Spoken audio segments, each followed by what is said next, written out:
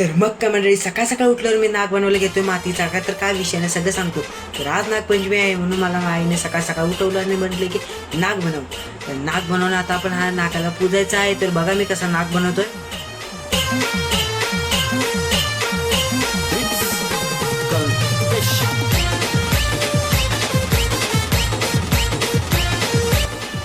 तर मंडळी कसा वाटलं नाग, एकदम झक्कास की नाही. तर माती जरा मऊ असल्यामुळे ते नाग चांगला आलं नाही.